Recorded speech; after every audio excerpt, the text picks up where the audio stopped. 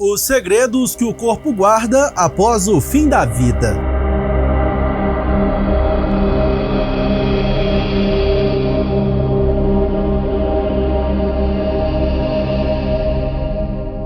Pessoas de pântano, onde a pele e os órgãos internos são preservados. Uma viagem científica pelos processos naturais que nos aguardam após o último adeus. Autólise. Esqueletização. Necrochorume. Você assiste a partir de agora as fases da putrefação do corpo humano. A morte, inevitável e silenciosa, é a fiel companheira do ciclo da vida. Este canal, que sempre aborda o elo contínuo entre o viver e o partir, traz um conteúdo que revela os mistérios que envolvem o cadáver logo após o óbito. Eu sou Eberton Lopes e hoje eu vim te mostrar as fases da putrefação do corpo humano e as curiosidades que envolvem a decomposição das pessoas falecidas.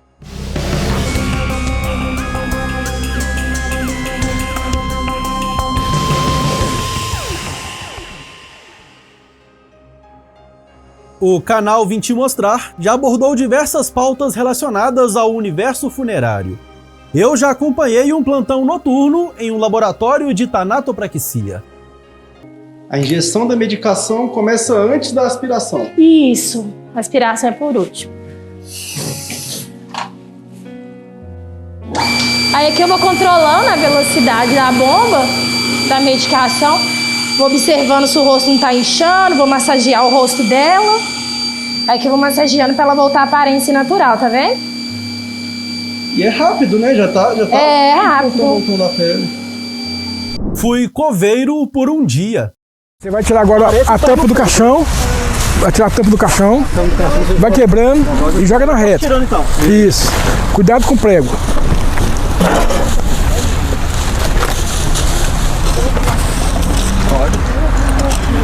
O visor também é pra lá? Tudo embora.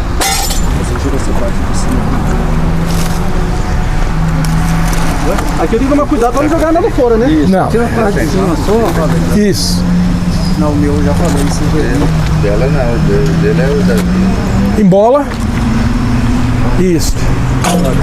Até aprendi a preparar corpos para a última despedida. Tá bom, tá fechado. A função você tá fazendo. Isso.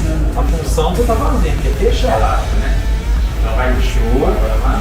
Isso. Lado contrário. Isso. Tranquilo.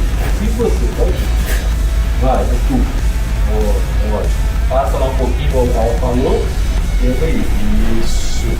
Puxa. Isso. Agora mão pra cá, agulha pra lá. Mão pra cá. Isso. Aqui, ó. E pela primeira vez, vamos abordar as fases da putrefação do corpo humano.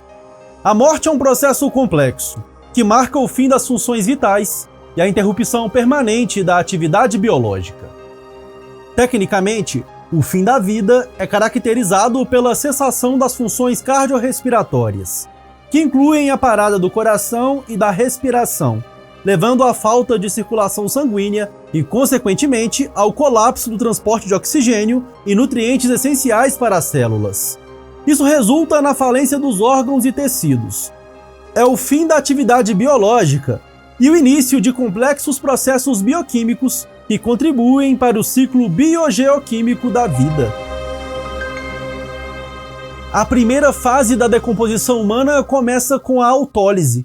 Este processo começa com a cessação das atividades vitais, o que inclui a parada do coração e a ausência de respiração, levando à falha do sistema circulatório em transportar oxigênio e nutrientes para as células do corpo. Sem oxigênio, as células não conseguem manter suas funções normais. Isso resulta na acidificação do ambiente celular. A autólise é desencadeada quando as enzimas dentro das células começam a degradar as próprias estruturas celulares.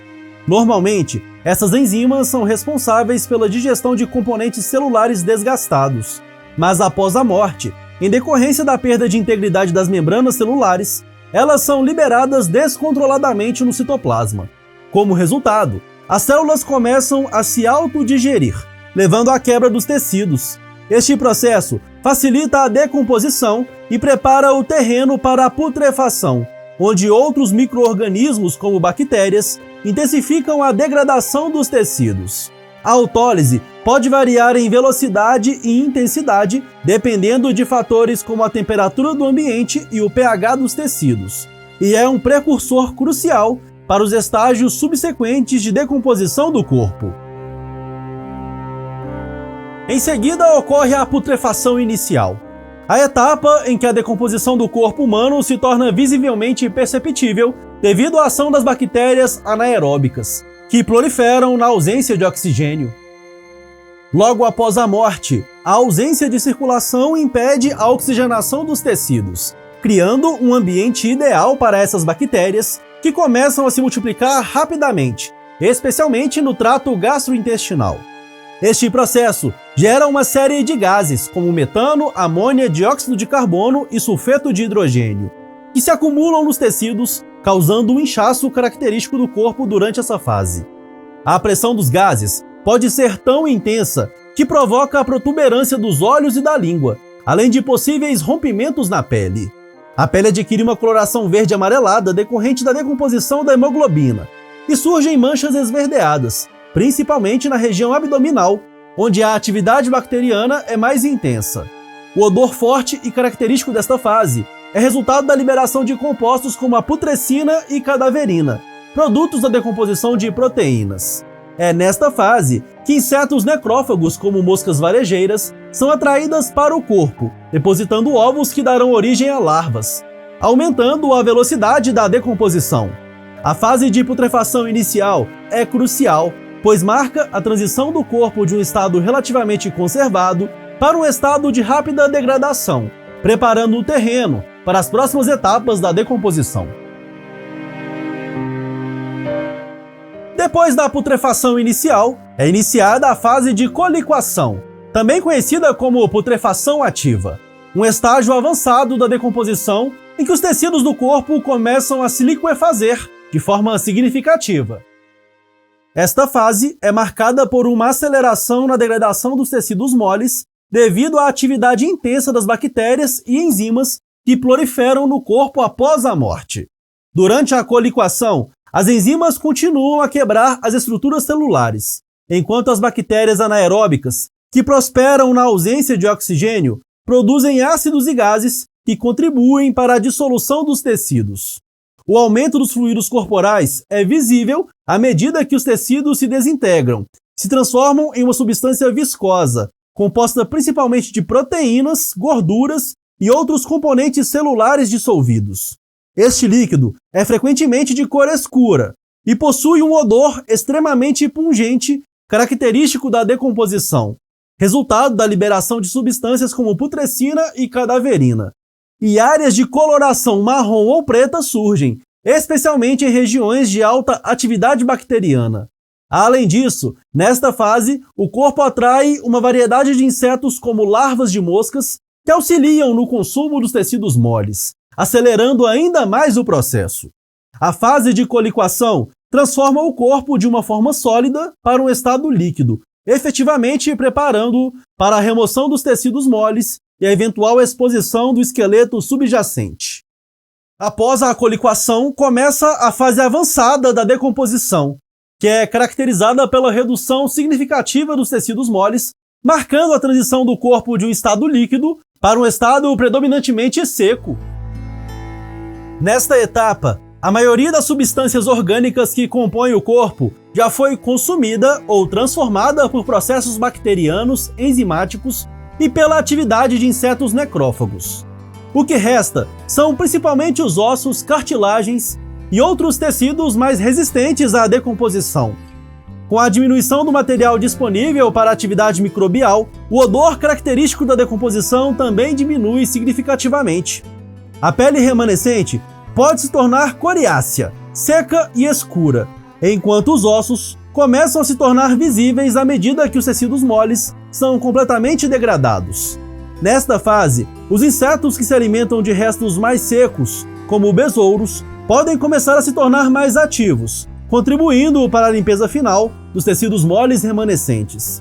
O ambiente onde o corpo está localizado, como umidade, temperatura e exposição ao ar livre, continua a influenciar a velocidade e as características específicas desta fase. A esqueletização é o estágio final do processo de decomposição, onde o corpo humano é reduzido quase exclusivamente aos seus componentes ósseos. Durante esta fase, todos os tecidos moles, como músculos, órgãos e pele, foram completamente decompostos ou consumidos por micro-organismos e insetos, deixando para trás apenas os ossos e, ocasionalmente, alguns fragmentos de tendões ou cartilagens que são mais resistentes à decomposição.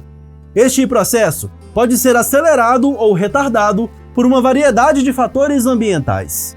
Em condições secas ou de baixa umidade, a esqueletização pode ser adiada à medida que os tecidos se mumificam antes da completa decomposição. Os ossos, compostos principalmente por minerais, como o fosfato de cálcio, são resistentes à degradação química e biológica, mas com o tempo podem começar a sofrer alterações devido a processos ambientais, como a erosão ou mudanças químicas do solo. Durante a esqueletização, é comum que os ossos sejam dispersos por fatores naturais, como a atividade de animais ou a ação de elementos ambientais. Este estágio marca a conclusão do ciclo de decomposição, onde o corpo retorna quase inteiramente à natureza, deixando apenas as estruturas minerais que poderão permanecer no ambiente por muitos anos, como testemunho do ciclo natural da vida e da morte. A decomposição do corpo humano é um processo complexo, influenciado por uma variedade de fatores ambientais, biológicos e físicos. A temperatura é um dos principais determinantes. Ambientes quentes e úmidos geralmente aceleram a decomposição ao facilitar a atividade bacteriana e a proliferação de insetos, enquanto ambientes frios podem retardá-la significativamente, até mesmo preservando o corpo por longos períodos. A umidade também desempenha um papel crucial. Em condições secas, os corpos podem se mumificar naturalmente, preservando a pele e os tecidos externos em estado ressecado. Outro fator é a presença de oxigênio. Em ambientes anaeróbicos, como em solos saturados de água ou enterramentos profundos, a decomposição pode ser drasticamente retardada. Curiosidades interessantes sobre a decomposição incluem fenômenos como a saponificação, onde a gordura corporal se transforma em uma substância semelhante ao sabão, chamado adipocera, especialmente em ambientes úmidos e frios, preservando o corpo de forma impressionante. Existe também a mumificação natural, que ocorre em desertos ou ambientes áridos, mas condições frias e ventosas também podem levar à secagem e preservação dos tecidos. A exposição a certas substâncias químicas, como taninos em solos ricos em turfa, pode levar a uma preservação natural, transformando o corpo em um estado conhecido como pessoas de pântano, onde a pele e os órgãos internos são preservados. É importante falar sobre o necrochorume, que é o produto resultante do processo de decomposição do corpo humano. Cemitérios convencionais, em que os corpos são depositados diretamente no solo, têm grande potencial de poluição. O motivo principal é o necrochorume, líquido criado a partir da decomposição dos cadáveres. É muito poluente e não pode ser descartado diretamente no meio ambiente, pois pode contaminar o solo, o lençol freático e os cursos d'água. É um resíduo escuro, viscoso e fétido, composto por água, sais minerais e pela cadaverina, uma substância química orgânica de odor repulsivo gerada pela putrefação, além da putrescina, que se forma na carne podre e gera um cheiro característico nada agradável. Tanto a cadaverina quanto a putrescina são altamente tóxicas. Atualmente, a legislação é rígida quando se trata das licenças ambientais para a operação de cemitérios. E uma curiosidade interessante: um cadáver de 70 quilos produz cerca de 30 litros de necrochorume durante a decomposição. E os micro-organismos resultantes desse processo podem se proliferar a um raio de até 400 metros ao redor do cemitério. Daí a importância de se pensar em alternativas aos sepultamentos tradicionais, pois trata-se de um risco à saúde pública.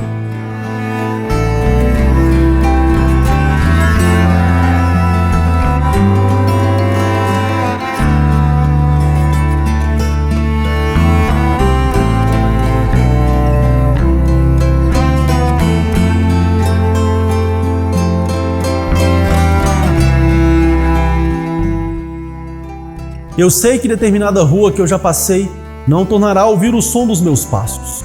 Tem uma revista que eu guardo há muitos anos e que eu nunca mais vou abrir. Cada vez que eu me despeço de uma pessoa, pode ser que essa pessoa esteja me vendo pela última vez. A morte surda caminha ao meu lado. Eu não sei em que esquina ela vai me beijar, com que rosto ela virá. Será que ela vai deixar eu acabar o que eu tenho que fazer? Citando versos da canção Canto para a Minha Morte, do Raul Seixas, encerramos o conteúdo de hoje. E você, o que achou de tudo o que foi falado? Comente aí.